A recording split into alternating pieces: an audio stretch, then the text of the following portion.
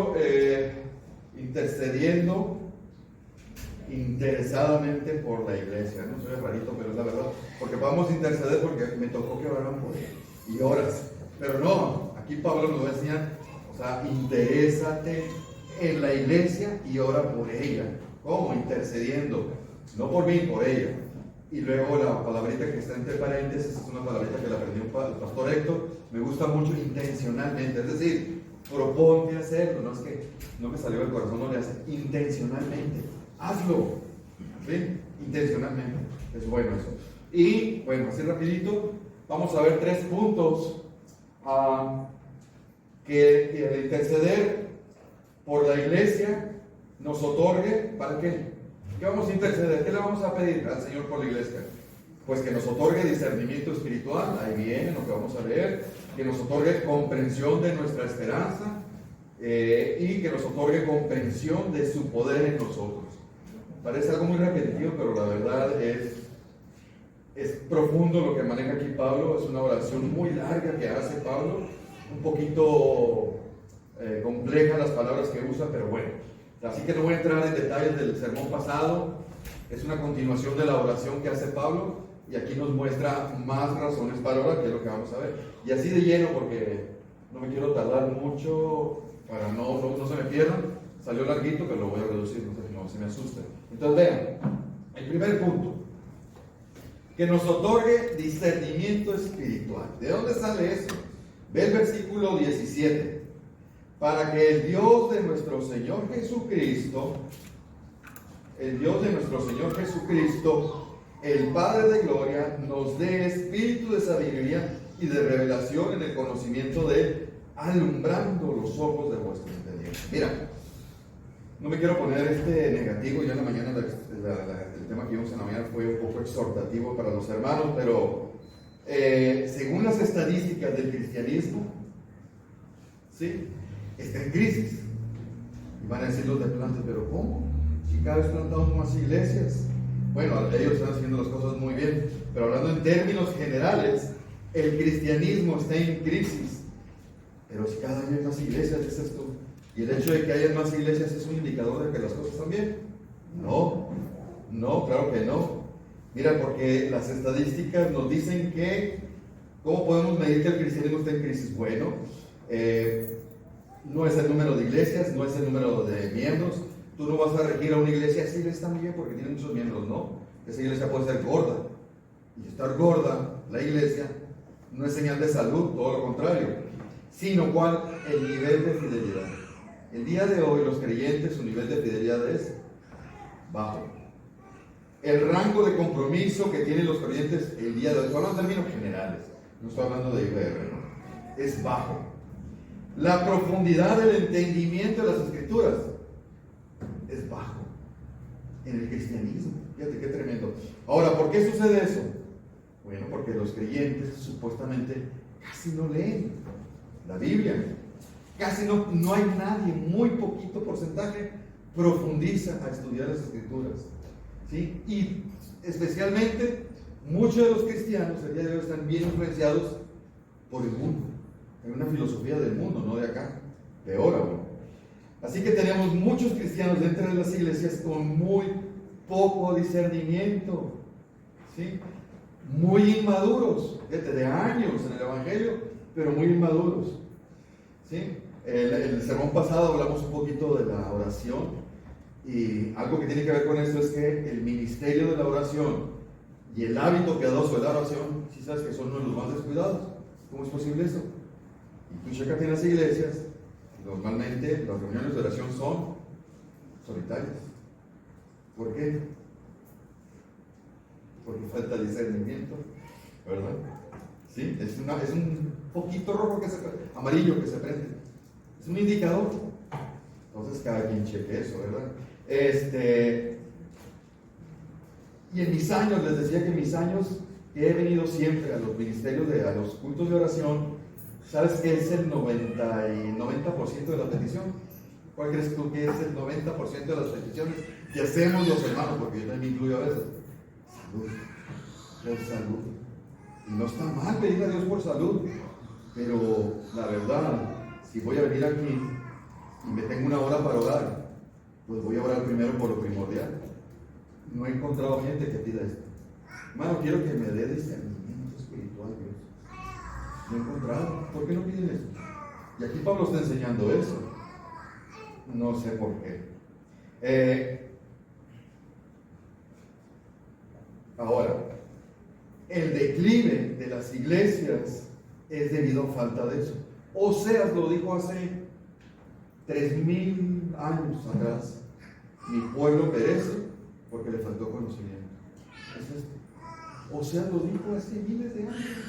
Entonces seguimos batallando con ese problema. ¿Sí?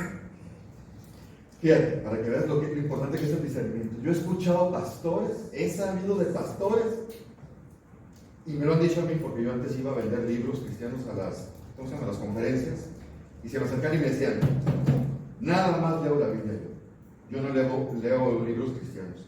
Bien orgullosos me decían, así, presumiendo su ignorancia. ¿Cómo que no leen libros cristianos? Si los pastores enseñan eso, ¿cómo estarán sus ovejas? Imagínate. ¿Y sabes por qué? Porque no tienen discernimiento. ¿Cómo vas a despreciar el don de un hermano que de un versículo sacó un libro, cosa que yo no puedo hacer? No lo voy a leer, voy a leer la Biblia.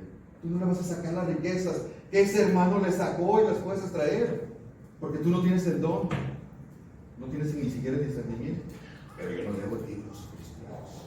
Bien orgullosos lo dicen, ¿no? Dices tú. Pues por eso estamos como estamos. Fíjate, no me voy a mencionar algunas. ¿Sabes qué consecuencias trae la falta de discernimiento? Que las personas en su vida diaria no toman decisiones correctas. En la vida diaria, pero ni cuenta se dan. Muchos no saben ni siquiera cómo guiar a sus hijos en la instrucción y la disciplina del Señor, como lo vimos en matrimonio. Sí, los educan, como lo hace el mundo, o con moralidad. Pero según esto, no saben muchos. Muchos no saben. Muchos no saben tomar las decisiones correctas en el ámbito de las finanzas.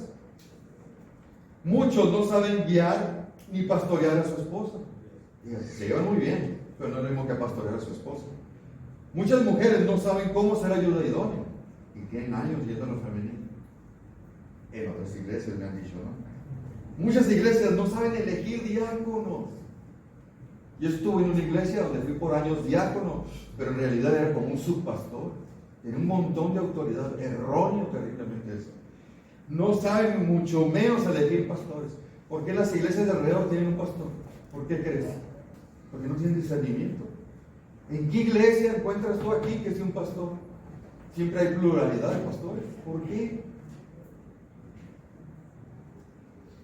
El día de hoy hay iglesias donde tienen a las mujeres dirigiendo la femenina. Una cosa es dar el estudio y otra cosa es dirigir la femenina. ¿Sí? Hay mujeres dirigiendo las finanzas de las iglesias. ¿Quién les dio esa autoridad? Porque no hay discernimiento. Tenemos mujeres dirigiendo la alabanza. ¿Por qué hace eso la gente? Muchos compran libros cristianos, pero poco recomendables. Muchos se meten en negocios o inversiones incorrectas. ¿Por qué es todo eso? Por falta de sabiduría, por falta de discernimiento espiritual. ¿Sí? Son personas muy inteligentes, muy preparadas, con nivel de maestría, doctorado, sí, en el mundo. Pero en esto no. En esto no. Entonces, ¿pero qué sería el discernimiento y cómo obtenerlo? Ahí te lo dice Efesios 17. Para que el Dios de nuestro Padre, Señor Jesucristo, os dé espíritu de sabiduría y de revelación. Os dé espíritu de revelación y de sabiduría. Entonces yo primero tengo que ir a Dios, clamarle en oración que me otorgue el don o la gracia de tener este discernimiento. ¿Sí? Pero hay que hacer lo correcto. Como dice el Salmo, que le gusta mucho a mi esposa, Salmo 145, 18. ¿Sí? Cercano está Jehová a todos los que le invocan. Pero no nomás eso, a todos los que le invocan de a de veras. Yo voy con Dios cuando ocupo algo, eso no es de a de veras. Yo voy con Dios por lo que Él quiere que le pida, no lo que yo quiero. Él quiere que le pida esto. ¿Sí? Ahora, el discernimiento es un don. Entonces yo tengo que orar por discernimiento para mí y a la congregación. Ambas cosas tengo que hacer. Eso debemos imitarle a Pablo. Pablo siempre oró por ello, ¿verdad? Ahora, ¿qué es espíritu de sabiduría y de revelación? Y aquí es donde entran los problemas, porque nuestros hermanos carismáticos y pentecostales distorsionan esto terriblemente.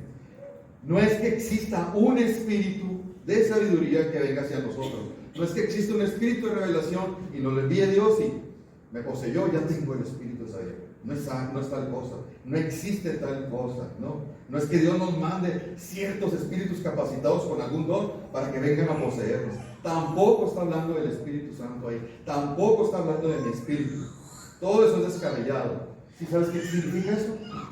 Es como, a ver, porque alguien le dice, ¿por qué traes el espíritu de caída? ¿Qué quiero decir con esa expresión? Si yo digo, Juan, ¿por qué traes el espíritu de caída? ¿Por qué traes el semblante, la actitud, la disposición de caída? Eso se refiere Pablo. Actitud. ¿Sí? ¿Se acuerdan? Bueno, ustedes no, pero los de Pochicahue, estamos viendo las bienaventuranzas. La primera bienaventuranza es, bienaventurados los pobres en espíritu. ¿Y a qué se refiere? La actitud. La actitud no es un espíritu en sí. Cuidado con esas malas interpretaciones que hacen estos hermanos, ¿verdad? Es decir, Pablo le pide en intercesión al Padre que nos dé la actitud, la disposición correcta, necesaria para adquirir por gracia sabiduría divina y revelación divina, que si los juntamos no es más que discernimiento espiritual. Eso hay que pedirle a Dios. Dame discernimiento. Así de fácil. Y es una gracia, ¿verdad? Ahora, ¿para qué es ese discernimiento? Para poder discernir, juzgar correctamente. ¿Y qué es juzgar correctamente? Pues según los parámetros de Dios. ¿Qué quiere Dios que yo haga en esto? ¿Qué quiere Dios que haga aquí? ¿Y qué quiere Dios que haga acá? No es lo que yo creo, lo que dice Dios. Eso es discernimiento. Es decir, obvio, todo esto, la única manera de conseguirlo es por medio del Espíritu Santo.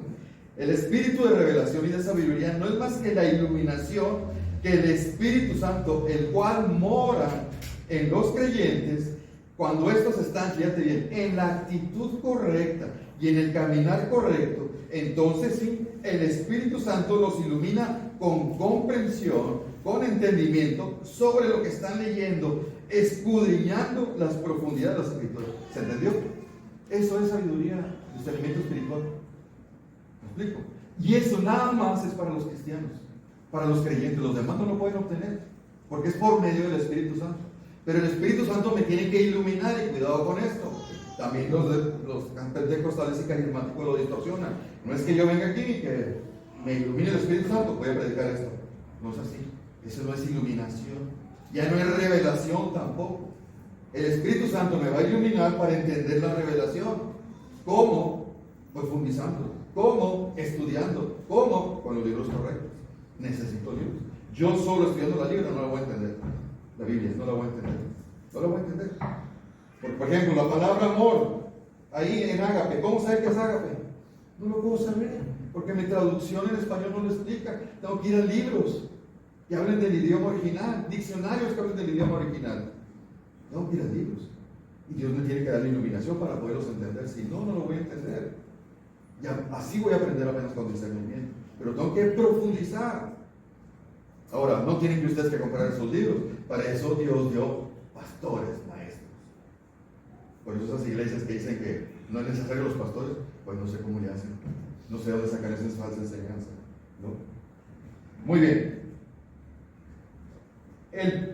Bueno, para después el mismo Espíritu Santo le otorga a esa persona que ya lo iluminó, no se confundan con iluminar, lo iluminó, me dio entendimiento de lo que aquí dice, me iluminó en las profundidades de las Sagradas Escrituras, le dé la sabiduría necesaria para actuar, para decidir, para proceder sobre ciertos aspectos, asuntos, menesteres de la vida, o lo que es lo mismo que yo, en lo personal, hago mucho énfasis y no consigo una predicación, una enseñanza sin esto, aplicación.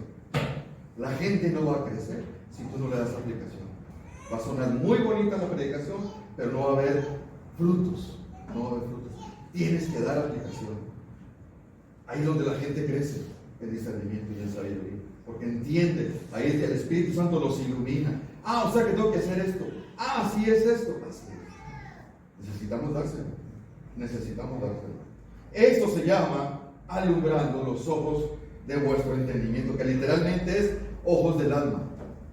pues a lo espiritual, pues, básicamente. Y nada de esto puede suceder sin las Escrituras. Aquí es donde ocurre la iluminación, ¿verdad? Ahora, ¿de qué tengo que estudiar? Dice ahí. Os dé espíritu de sabiduría y de revelación, ¿en qué? Ahí está, clarito. En el conocimiento de Él, que otras traducciones lo ponen en el conocimiento pleno de Él. O sea, yo tengo que estudiar a Dios. Yo tengo que estudiar. Y la única manera de yo conocer de Dios y a Dios es aquí. No es por acá, es aquí. Es la única manera. Y con la iluminación correcta. Porque todas las religiones y todas las sectas tienen una Biblia. ¿Y por qué tienen un conocimiento incorrecto de eso? Porque no tienen iluminación. Su interpretación es correcta. Incorrecta, perdón. Entonces, mira, yo debo conocer plenamente a Dios como. Ahorita estaba escuchando los cantos, sobre todo el último. ¿Lo escucharon la letra? Es tremenda la letra del último canto. Tremenda. Yo debo conocerle, no saber de Él. No es lo mismo. Sí, hermano, yo sé que al salir del Éxodo se desviaron, hicieron un becerro y el Señor se enojó y los castigó. Eso no es conocer de Dios, eso es conocer un hecho de Dios. Pero vislumbraste el celo de Dios que los tuvo que matar. ¿Te diste cuenta? ¿Entendiste el celo de Dios? ¿Entendiste el corazón humano? ¿Me explico? ¿Entendiste las 10 plagas de Egipto? Sí, se le enseñó a los niños las 10 plagas. Y eso es un hecho, pero ¿entendiste por qué lo hizo Dios? ¿Y cómo es que lo hizo? Para entender su carácter. Es muy diferente estas dos cosas, ¿te fijas? Debo entenderle en la medida de lo posible. Debo buscarle, debo sumergirme, debo conocer su voluntad. ¿Cuál es su voluntad? ¿Cuáles son sus deseos? ¿Cuáles son sus decretos? ¿Cuáles son sus planes? ¿Cuáles son sus motivos? Eso es conocer a Dios. Una cosa es saber de Dios y otra es conocer a Dios. Es muy diferente. Cuidado con eso. La mayoría de la gente sabe de Dios, pero no conocen a Dios. Mira lo que dice Corintios. Pero Dios nos la reveló a nosotros. ¿Cómo? Por medio del Espíritu Santo. ¿Cómo? No hacía algo carismático o algo místico que me levanté en la noche y ya entendí el pasaje. No, es estudiando un montón esto. Estudiando, profundizando. ¿Qué significa la palabrita? ¿Qué quiere decir el idioma original? ¿En qué contexto está escrita? ¿Por qué motivo el autor de ese libro lo escribió? Y así voy a tener apenas una interpretación correcta del pasaje, ¿verdad? Dios nos la reveló a nosotros. ¿Cómo? Por medio de la iluminación, para que me dé discernimiento, ¿verdad? Ahí está. Alumbrando los ojos de vuestro entendimiento. Alumbrando, ¿verdad? Y esa palabra alumbrando en el griego es constantemente, no es una ocasión, es algo continuo. Continuamente tenemos que estar pidiendo a Dios que nos mantenga en la iluminación, pero yo tengo que continuamente venir a la Escritura para que me mantenga iluminado, con entendimiento, ¿verdad? Y con la actitud correcta. Mira lo que dice un comentario bíblico. Dice, crecer en la vida cristiana requiere que sigamos conociéndolo con más profundidad e intimidad. ¿Se entendió? Para que yo crezca, necesito conocer plenamente más a Dios cada vez. ¿Sí? La pregunta es, ¿lo conocemos realmente? ¿Lo conocemos íntimamente? ¿O sabemos cosas de Él? Que es muy diferente.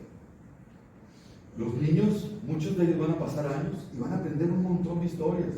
Muy bonitas van a saber de la Biblia. Pero eso no quiere decir que tengan una relación con Dios. Muchos van a pasar aquí en un evento, van a cantar cantos y alabanzas. No están alabando a Dios. Son niños que muchos no van a tener todavía relación con Dios. ¿Se entiende la diferencia? La evidencia de que yo conozco a Dios es mi transformación a la imagen de Él y en la medida que yo lleve fruto. En la medida que yo me sumerja con Dios, se va a manifestar una transformación en mí. ¿Por qué la gente casi no cambia? Porque tiene una religiosidad. Porque no se santifica. Dice Juan, mira. Mas el consolador es el Espíritu Santo, que se pone a un lado, a quien el Padre enviará, obviamente todavía no llegaba, era antes de Pentecostés, enviará en mi nombre, el que dice, nos enseñará todas las cosas. Y aquí otra vez, ya sabes quién es, te lo repito cada rato, lo distorsionan. No es así mágico. No voy a estudiar para el sermón y el domingo me voy a parar, voy a abrir la Biblia y me va a revelar. No está hablando de eso, que es lo que hacen muchos pastores. No, Él me enseñará todas las cosas. ¿Cómo? Por medio del estudio y la iluminación. Me va a dar discernimiento. Pero Él, el Espíritu Santo, ¿sí?, con un estudio serio. La única manera que ocurre eso, fíjate, es con el estudio serio y la correcta interpretación. Porque hay muchas personas muy bien intencionadas en las sectas que estudian tremendamente la Biblia y te citan los versículos mejor que nosotros, pero como usan una hermenéutica incorrecta, no son iluminados. Aparte que si son sectas, no tienen al Espíritu Santo. ¿Se entendió la diferencia? Fíjate, no es nomás estudiar la Biblia.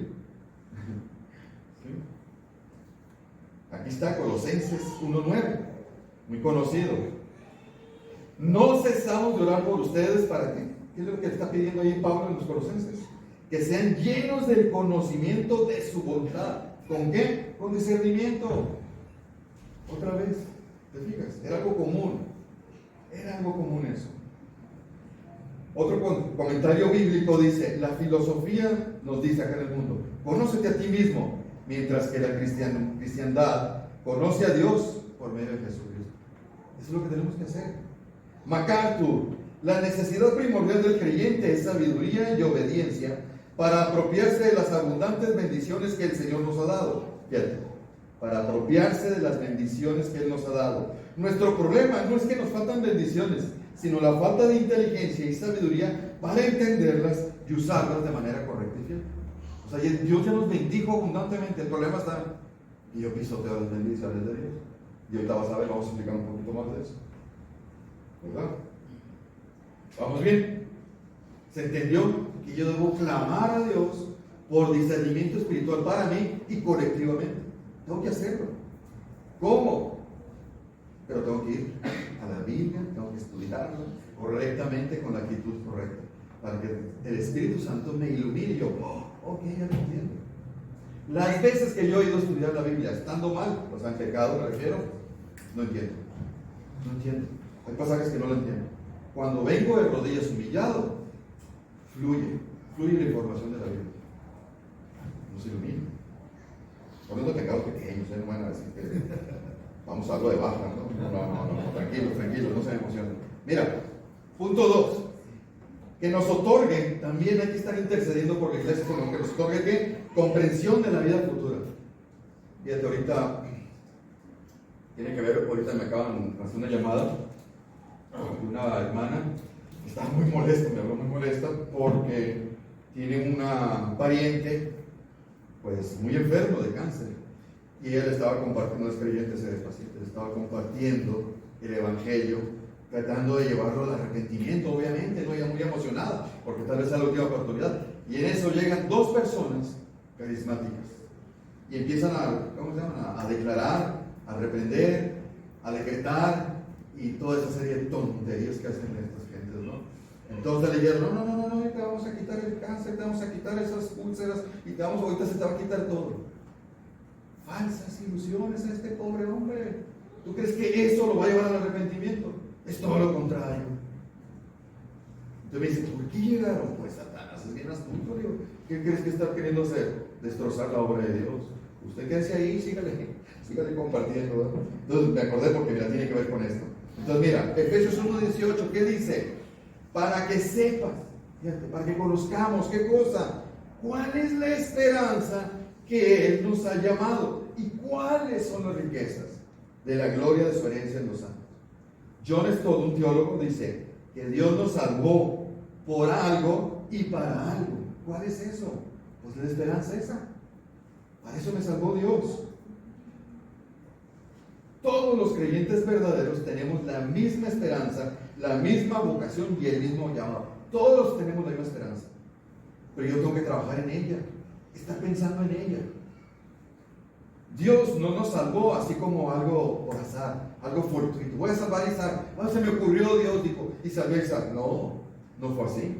¿Sí? Fue una decisión pensada en la mente de Dios, en armonía. Las tres personas de la Trinidad dijeron, vamos a salvar a Isaac, porque lo amamos. Pero antes de que existiera la dimensión del tiempo, eso es difícil de comprender. O sea, Isaac fue predestinado, fue elegido y un día fue llamado. Eso es maravilloso. Eso es maravilloso, ¿no? Ahora, ¿para qué? ¿Para qué nos salvó Dios? Yo al principio decía, pues para ir al infierno, decía yo. Pues en cierto modo sí, pero es una respuesta muy simplista, muy poco espiritual, y eso es algo que con alguien que contesta que no conoce muy bien a Dios, ¿sí? Es como le preguntan a alguien, Antonio, ¿por qué te casaste? Pues para no estar solo, que diga Antonio. Va a decir Lavi, ¿en serio? ¿Para eso te casaste conmigo? O para que me atiendan. Va a decir Lavi, ¿eso es el matrimonio? Claro que no, es mucho más profundo. Es la razón por la que nos casamos, ¿no? O en el caso de la mujer, Avi, ¿por qué te casaste con Tony? Pues para que me mantenga. ¿Cómo puedes contestar eso? Pues es lo mismo. ¿Por qué te salvó Dios? Pues para no ir al infierno. Sí, pero no es eso, ¿verdad? Alguien espiritual no contestaría eso. Es para saber, por eso necesitamos entender la esperanza que tenemos en el llamado de Dios. Y el llamado es la vida eterna, esa es la esperanza que tenemos. Por eso necesita abrirnos nuestros ojos espirituales, pero para entenderlo. Porque lo cantamos cada domingo, pero a veces es, por ejemplo, mira, hace muchos años, Brian y yo aprendimos, veníamos de iglesias diferentes, pero traíamos la misma experiencia. Entonces cuando nos juntamos y que nos organizamos lo de la Santa Cena, le dijimos, ¿sabes qué? La gente, porque antes lo hacíamos cada quien en su iglesia el primer domingo de cada mes. Entonces llegó un punto en que fue tan repetitivo que la gente llegaba ese domingo a Santa Cena y era algo, no había mucha reverencia, no era tan solemne, era algo rutinario, religioso. Entonces los dos pensamos lo mismo y dijimos, vamos a hacerla más distanciado para que la gente aprenda y valore más. Y la empezamos a hacer cada 4 meses, pero quedó 3 veces al año lo hacíamos. La bajamos un poquito porque un hermano ahí nos dijo, tampoco se pasen, ¿no? Tampoco se pasen, ¿verdad? Entonces la hicimos ahora cada 2 meses. Pero a veces escuchamos algo tan maravilloso, tan continuamente, que perdemos la expectación, ¿no? Lo solemne, lo empezamos a acostumbrar a ello. Por eso Dios necesita abrir esos ojos espirituales para poder ver la esperanza que tenemos en la vida eterna. No es nomás, ya no voy al infierno, yupi. No, es más que eso. Mira, tiene que ver con esto. Romanos, a los que antes conoció, también los predestinó. Ahí está, todo en verbo pasado. ¿Para qué? Ahí está, para que seamos hechos conforme a la imagen de Jesucristo. Entonces, parte de la esperanza que tenemos todos nosotros es algo futuro. ¿Cuál? Ese llamado interno, ese llamado eficaz que recibimos todos, ¿sí? Se va a cumplir esa esperanza del llamado de ser hechos conforme a la imagen del Señor. No sé si alcanzamos a comprender esta expresión, ¿no? Es ser convertidos a la imagen de Dios. ¿Cómo? En primera instancia, con un cuerpo igual al de Él. Un físico espiritual glorificado. Transformados instantáneamente. Resucitados. No como resucitó Lázaro. Nosotros vamos a resucitar como Cristo, por eso vamos a ser hechos a su imagen. Y a la vez en santidad plena. Un cuerpo y un alma libre de todo pecado, libre de toda debilidad, libre de toda corrupción. Eso es a la imagen de Él. Y eso va a ocurrir un día. ¿Cuándo? Cuando venga por nosotros en el arrebatamiento. Aquí está, mira, Filipenses, el cual transformará así el cuerpo de la humillación nuestra para que sea semejante al cuerpo de la gloriación. Es una promesa para nosotros, es parte de mi esperanza. Así que lo que me pase aquí ahorita en este cuerpo no debería afligirme tanto, porque esto va a ser tan temporal, pero aquello va a ser eterno. Entonces lo que le pase a este no importa. ¿Sí? Como en Juan, primera de Juan, aún no se ha manifestado lo que hemos de ser, pero sabemos que cuando Él se manifieste, ¿cuándo? Rapto, seremos semejantes a Él. En la resurrección, así va a ocurrir en el rapto. Semejantes a Él, en todos los sentidos, no divinos, cuidado, no divinos. ¿No es eso maravilloso? Pero aparte, no solamente voy a ser librado del infierno, vamos a estar con el Señor siempre. Si yo no amo al Señor, esto no me llama la atención, ¿no? Estaremos rodeados de personas maravillosas siempre. O sea, la hermanita chismosa se va a acabar, allá se le va a quitar lo bueno, allá la vas a soportar perfectamente, ¿no? El hermano presumido, allá se le quita. Y va a ser súper buena onda. Allá sí va a ser la armonía perfecta, maravillosa, ¿no? Viviremos para siempre en un lugar maravilloso. Todo es perfecto. Allá no va a haber culiacanazos, o como dicen. No va a haber estos conflictos que tenemos en el Senado, ¿no? Que es la vergüenza mundial. Y todo será eterno. O sea, todo esto nomás es un vestigio, es como la punta del iceberg que estamos viendo la esperanza que tenemos. Es maravillosa, hermano. Es maravillosa. Por eso el cristiano, con la sana doctrina, siempre tiene gozo. No es que ande con la sonrisa así, pero siempre tiene gozo porque él está viendo su esperanza. No importa lo que está pasando acá, allá. ¿Verdad? Como dice, esto me gusta, 1 Corintios 2:9. Antes bien, como está escrito, cosas que ojo no vio, ni oído yo, ni han subido en corazón de hombre, son las que Dios ha preparado para los que le aman. Es decir, no tenemos ni idea de lo que nos espera allá. Lo que nos ha revelado aquí en la Escritura es escaso, es muy breve, pero allá no hay palabras para describir. De hecho, déjate busco ahorita lo de Pablo, ahorita voy a llegar a mí. Son cosas que ningún mortal puede comprender a cabalidad, ni el mejor teólogo te las puede explicar, pero son cosas maravillosas las que nos esperan. Y son cosas que debemos meditar para alimentar nuestra esperanza, para que nuestro deseo aumente y se afiance. Muchos cristianos, cuando llega la hora de morir, no se quieren morir. ¿Cómo es posible eso? Si el morir es una puerta para pasar al Señor, para regresar a casa. El morir es ganancia, entonces, ¿por qué no quiero morir? Tío, tampoco me voy a suicidar. Vamos a apurarle. No, tampoco hay que tomar la ruta. ¿Te acuerdas?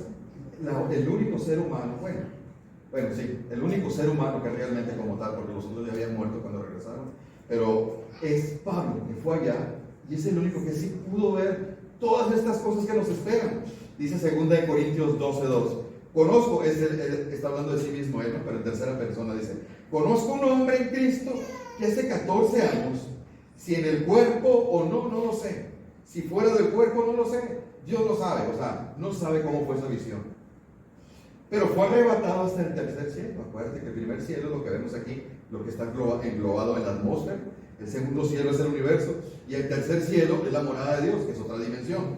Bueno, y conozco a tal hombre, si en el cuerpo o fuera del cuerpo, no lo sé, dice él, quien fue arrebatado al paraíso, donde oyó palabras inefables, no se pueden describir, que no le es dado al hombre expresar. Él fue y vio lo que nos espera. Y regresa, pero resulta que no nos puede decir. Es cuando el Señor le da la aguijón de la carne, no, así que te me calles, ¿no? Porque llegó un poco alzado. Pues no lo vas a decir. Entonces, pero imagínate ahora su predicación, ¿cómo fue? Después de ver eso, ¿cómo llegó? Es que no entienden la esperanza que está allá, lo que nos espera. ¿No? Es algo maravilloso. Para que sepas cuál es la esperanza que Él nos ha llamado y cuál es la riqueza. Esta expresión, la última. ¿Y cuáles las riquezas de la gloria de su herencia en los santos? Es un poco confusa. Y aquí los teólogos están divididos. Te voy a decir las dos opciones. Las riquezas de la gloria, dice, ¿su herencia en quién? En los santos. Esa expresión me está dando a entender que nosotros venimos a ser la herencia de Dios. Eso es un gran honor, ¿sí me entiendes? O sea que el día que nosotros estemos allá presentes, vamos a ser presentados a Dios como su herencia, como su tesoro, y Él va a gozarse. Eso es una manera de verlo, y es correcto, porque sí hay versículos que apoyan esta postura. Es correcto. Te voy a mencionar unos cuantos. Deuteronomio 32:9 dice, porque la porción de Jehová es su pueblo, nosotros. Jacob es la heredad que le tocó. El principio aplica para nosotros la iglesia. Entonces, en cierto sentido, sí, nosotros somos la herencia de Dios. O sea, no los ángeles hermosos y puros. Nosotros, ¿cómo es posible? ¿Entiendes? O sea, Dios va a sentir orgullo de una iglesia sin mancha, presentada, esa esposa, y verla como una herencia. Dios anhela eso. Tito 2:14, a quien se dio a sí mismo por nosotros para redimirnos de toda inequidad y purificar para sí un pueblo propio. Es un privilegio eso. Es un tremendo privilegio. Otro teólogo, William MacDonald, dice, la otra perspectiva es que la herencia significa todo lo que nosotros vamos a heredar. Puede ser también otra opción. También hay pasajes que avalan eso. Entonces, podemos tomar las dos opciones y es correcto. que a la vez somos una herencia para Dios, pero también que nosotros vamos a vivir la herencia, porque también es una verdad todo eso, ¿no? Entonces la esperanza nos debe llenar de gozo y de optimismo verdadero, porque hay optimismo falso, ¿no? Por eso me debe ayudar a mí. ¿Qué situación estamos viviendo? ¿Qué tal si mañana voy al seguro y me dice, hermano, ya todo digo hermano, ¿no? Señor Antonio, pues estas radiografías arrojan que usted tiene cáncer pulmonar? ¿Qué? ¿Se me va a caer la esperanza? ¿Se me va a caer el optimismo? ¿Se me va a caer el gozo? No, porque mi esperanza está allá, no aquí. No es lo que yo tengo aquí, sino allá. Dice Corintios, 2 Corintios 4:17, porque esta leve tribulación, o sea, este cáncer que voy a tener supuestamente, produce en nosotros cada vez más excelente y eterno peso de gloria. Es decir, que en la medida que yo pase las pruebas correctamente, produce recompensa. Fíjate qué tremendo. Qué tremendo es Dios. Tú pasas las pruebas correctamente y hay recompensas para allá. Eso es maravilloso. 2 Corintios 4:18, esto le fascina a mi esposa. No mira, ahí está la clave, mira, esto es un versículo de consejería. ¿Tienes depresión? ¿Tienes ataques de ansiedad? No mirando las cosas que se ven, es decir, no estés enfocado en lo que pasa aquí, sino en las que no se ven. ¿Cuáles son las que no se ven? Las espirituales. Pues las cosas que se ven son temporales, pero las que no se ven son eternas. Entonces, ¿qué tengo que hacer yo? Entrenar mi mente, estar pensando en las cosas eternas, espirituales, en mi esperanza, no en lo que aquí no. Colosenses 3:2, ¿qué dice? Una orden: poner la mira en las cosas de arriba. Es una orden, no en las de la tierra. ¿Se entendió? Entonces yo tengo que trabajar en mi esperanza y que cada vez sea más amplio mi entendimiento. Por eso oro para que Dios me ilumine sobre esa esperanza, no nada más, ya no voy al infierno. No, es todo eso que Dios me tiene preparado, todo que incluye en el llamado, esas cosas maravillosas. Y tiene mucho que ver la tercera cosa que le debemos de pedir a Dios: yo entender el poder de Dios. Sí, yo sé que me sé los atributos de Dios y sé que es omnipotente, ¿no? Es una mezcla de dos atributos, ¿no?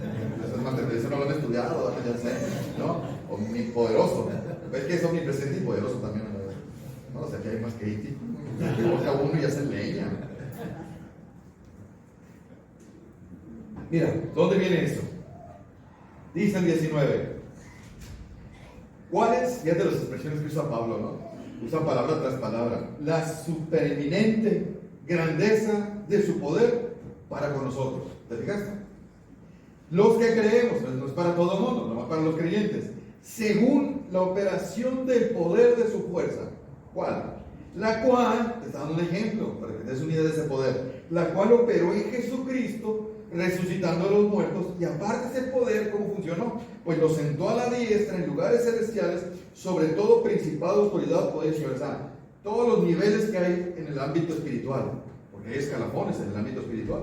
No crees que todos los ángeles son iguales o todos los demonios son iguales, no. Hay escalafones y un organigrama tremendamente organizado, valga la redundancia. Sobre todo nombre que se nombra, y solo en este siglo, sino también en el venidero. ¿Y qué más hizo ese poder? Bueno, pues sometió todas las cosas bajo sus pies y lo dio por cabeza sobre todas las cosas a la iglesia, la cual es su cuerpo, la plenitud de aquel que todo lo llena en todo. Tremendo, ¿no? Ese es el poder que tenemos que entender nosotros. Ese poder que está ahí es el que tenemos que entender que actúa en nosotros. Y eso me va a ayudar a mí, y es lo que tengo que estar orando, ¿verdad? La magnitud. Mira, más despacito. Ve la palabra supereminente, o sea, extraordinario, inmensurable, incomparable grandeza de su poder. O sea, Dios desea que entendamos primero que el poder de Él es inmensurable, o sea, no se puede medir, es sumamente vasto, ¿verdad? Él es todopoderoso. Entonces yo debo entender primero que hay un poder supremo en Dios que todo lo puede. Ya conozco ese poder, ya lo creo, ok, es un atributo de ok. Ahora, ese poder puede operar en mí. Eso es lo importante. ¿En qué sentido puede operar en mí? Y Pablo nos da ejemplos, ¿no? Obviamente, imagínate qué poder se necesita para realizar un milagro donde Dios encarnado en un cuerpo corrupto humano, pero sin pecado, muere, pero lo resucitó en un cuerpo especial glorificado, físico pero espiritual. ¿Qué poder se ocupa para hacer eso? Pues, es un poder divino, tiene que ser un poder mayúsculo, ¿no? Bueno, ese poder puede actuar en ti, es lo que me está diciendo Pablo. Ese mismo poder que levantó a Cristo de la muerte puede actuar en ti. Ay, no, Señor, no sabes del problema que tengo yo seguramente, mijito. Si pudo hacer eso y luego lo sienta a la diestra del Padre. Ese trono no es para Dios, pues ahí está el Hijo y el Padre, por eso. Y lo sentó ahí, lo entronizó, el más alto nivel. Y luego lo puso de cabeza de la iglesia, dice. Todo eso es el poder de Dios. Como, me acuerdo hace muchos años iba a entrar a la universidad, pero quise hacer ahí una como machicueca yo. Dije, no quiero hacer examen de admisión. Mejor no, porque no entro por medio de una palanca. Y había una empresa muy grande en aquella ciudad. Y le dije, papá, consígueme ahí, yo voy y hablo con el mero y lo convenzo, ¿no? Entonces fui y me dio para atrás. El amigo fue muy ético, muy íntegro, me dice, no, usted regrésese, haga el examen de admisión y entre a la universidad. Nada de que entre por medio de mí, no, pero es que usted conoce a mi papá, y que yo, y que aquí, no, me dio para atrás, ¿no? O sea, yo estaba buscando el poder de mi papá y el poder de ese hombre empresario muy alto para mover las influencias, ¿me entiendes? Bueno, es lo mismo aquí. El poder de Dios, tan mayúsculo, tan grande, actúa en nosotros. Puede actuar en nosotros. Esa es la idea. Esa es la idea. ¿Sí? Ahora, déjame explicarte cómo. ¿Cómo es ese poder que puede operar en mí? Y puede ser tres etapas. La pasada ya operó y todos lo entienden muy bien. Pero a lo mejor no valoramos ese poder. ¿Cómo? Me predestinó, me eligió, me llamó, me redimió, me adoptó, me expió. Ahí está el poder de Dios. Nada pudo hacer nada contra él. Ahí está ya. En la actualidad, también lo hemos mencionado mucho, la santificación. ¿Qué quiere decir? Que no existe poder satánico, no existe pecado alguno, ni terrible hábito pecaminoso mal arraigado en mí que no pueda vencer a Dios. ¿Entiende? Resucitó a Cristo. ¿Tú crees que estas tres cosas se van a oponer a que Dios me cambie? Claro que no. Claro que no, me explico. Dios nos puede cambiar cualquiera de estas cosas. No hay nada que pueda vencer el poder de Dios y evitar que Él me cambie. No hay nada que pueda evitar que yo no pueda santificarme y que cada vez me pueda parecer más en mi carácter al Señor Jesús. Pero necesitamos creer en eso y me necesito apropiar de ese poder. El problema, ¿sabes de cuál está? ¿En cuál radica? En nosotros.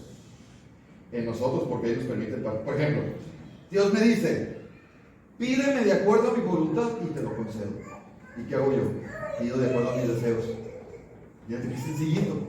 Ahí estropeé el poder de Dios. Pídeme conforme a mi voluntad y te lo doy. Y yo, no quiero una loba. Pues no me la dan. Pues no me la dan. ¿No? Dios dice, tú puedes luchar contra este pecado, pero enfréntalo en el poder del Espíritu Santo y de acuerdo a las Escrituras. ¿Y qué hago yo? Lo hago por medio de mis fuerzas. A veces la gente no entiende. Una cosa es hacerlo en el Espíritu Santo y la gente lo hace en el poder de sus fuerzas. No funcionó. Siguieron con el pecado. ¿Sí? Otros, ¿qué hacen? En vez de luchar contra el pecado y usar el Espíritu Santo de las Escrituras, alimentan al pecado. Lo alimentan. Pues así jamás. Dios te dice, no tengas miedo, no te acobardes, nadie puede tocar tu alma. ¿Y qué hago yo? Me acobardo porque no quiero que le pase nada a mi cuerpo, ¿verdad? No confío en la palabra de Dios y me enfoco más y más en mis problemas y en mis circunstancias. ¿Y qué dice Dios, por ejemplo, en Isaías 41:10? Yo estoy contigo, no desmayes. Yo estoy contigo, que te esfuerzo y siempre te ayudaré. Siempre te sustentaré. Ahí está. ¿Pero qué hago yo? Hago un lado a Dios. El poder no se cumple. Dios me dice, medita en mis escrituras, aplícalas y crecerás. Pero a mí me da flojera levantarme a leer, dedico más tiempo a otras cosas y lo poco que sé lo aplico más. Pues el poder ahí no trabaja, nada pasa. Por lo tanto, ese poder es tan grande que pudo resucitar a la persona más maravillosa del universo, lo freno, lo opaco con mi apatía, con mi desdén y con mi propio pecado. Fíjate, cuando una persona viene a consejería, lo primero que hago es decirle, mira, si tu problema es un pecado, cualquier pecado, el Evangelio te lo va a quitar. pero si haces lo correcto de Dios. Si lo haces, tienes toda la esperanza de que vas a poder erradicar ese pecado en tu vida. Eso es seguro, te lo firmo, te lo garantizo. Pero si haces lo que dice la Escritura, te lo garantizo, para que veas el poder de Dios. Pero ¿qué pasa? Ellos no acatan las indicaciones, les dejamos tareas, no las hacen, nos mienten algunos, ¿sí? Y luego se frustran y dicen, Dios no me quiere ayudar, la consejería no sirve, el hermano no es buen consejero, y las escrituras no funcionan. Pues no, así no funciona. Por eso necesitamos orar intensamente e incesantemente para que Dios nos abra los ojos espirituales, para que podamos ver la bendición que tenemos en nuestras manos, ¿sí? Pero pisoteamos la gracia de Dios. Hermanos, el poder de Dios puede operar en nosotros venciendo cualquier pecado, cualquier adicción, cualquier hábito, cualquier acción errónea, cualquier pensamiento, cualquier inclinación que va en contra de la voluntad de Dios. No hay cosa que Él no pueda hacer, pero no pisoteemos la gracia. ¿Sí? Y la última etapa, obviamente, donde ese poder se va a manifestar es en la resurrección de nuestros cuerpos, donde tanto mi físico como mi alma va a ser perfecta en un instante. En un instante. Entonces, ese poder es maravilloso. Nosotros vamos a durar toda la vida batallando para cambiar y Él en una fracción de segundo nos va a transformar para dar la imagen del Señor. Entonces, el chiste es que creamos eso, hermanos, pero estemos orando por nosotros, por la iglesia, para que Dios nos dé todo esto. Esto, ¿verdad? Discernimiento espiritual, entender esta esperanza y comprender el poder maravilloso que tenemos en Dios, ¿no? El ateo más férreo puede ser convertido, un homosexual puede ser un verdadero hombre viril y varonil, padre de familia con hijos sin ningún problema. El hombre más adicto a la cosa más adictiva puede estar sanado completamente. O sea, cualquier cosa puede ser el poder de Dios, ¿verdad? Haciéndolo o usándolo de la manera correcta. Acompáñenme a orar.